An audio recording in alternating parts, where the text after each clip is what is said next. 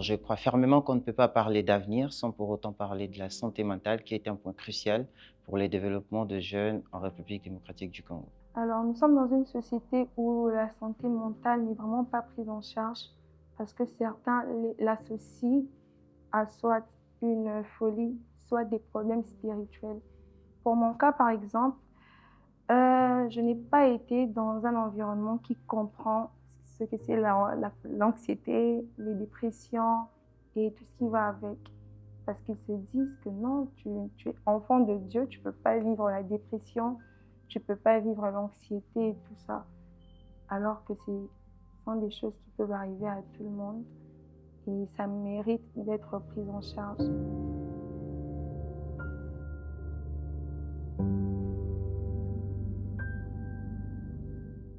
La période la plus sombre de ma vie, c'est quand j'ai quitté chez nous et que je n'avais rien sur moi et je devais me débattre avec ma sœur.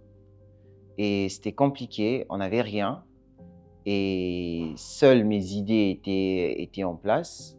Et pendant cette période, je voyais ma sœur se battre très durement et voir mes idées entrepreneuriales auxquelles j'ai quitté un environnement à laquelle j'avais tout.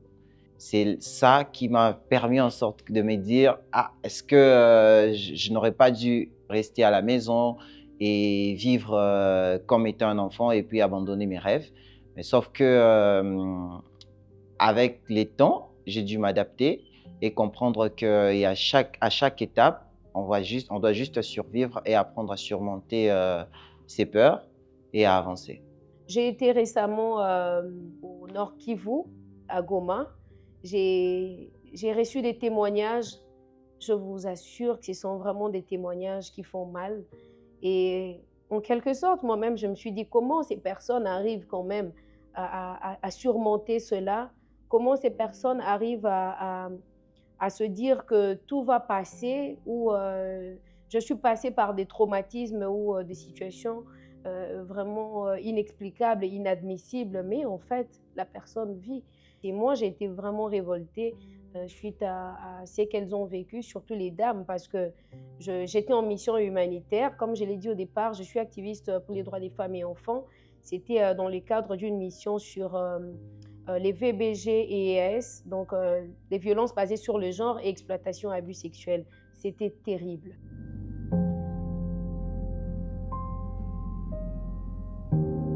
Je pense que ces forums est une bénédiction parce que il nous donne l'espace pour parler de ce que nous ressentons, de ce que nous avons enfoui depuis longtemps en nous.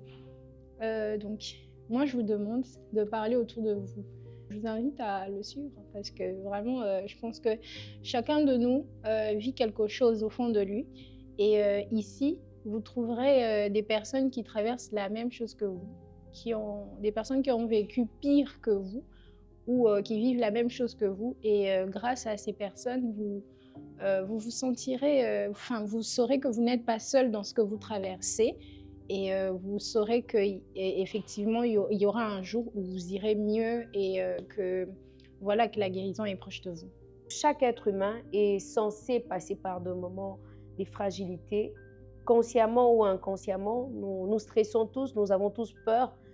Nous sommes butés à des problèmes, des difficultés. Nous savons peut-être gérer, mais il y a également des problèmes qui nécessitent d'être partagés. Face à ça, ne restez pas seul. Trouvez des experts.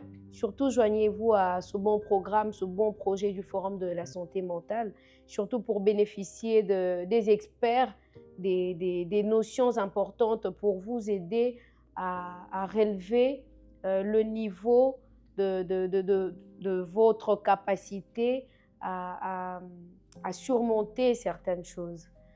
Votre rêve peut être trop grand pour votre environnement, mais pas trop grand pour vous-même. Vous pouvez avoir des doutes, des stress, vous pouvez avoir peur, mais tout ça, c'est surmontable. La confiance en soi, ça se développe. Et ici, dans le Forum de santé mentale, nous sommes là pour vous aider.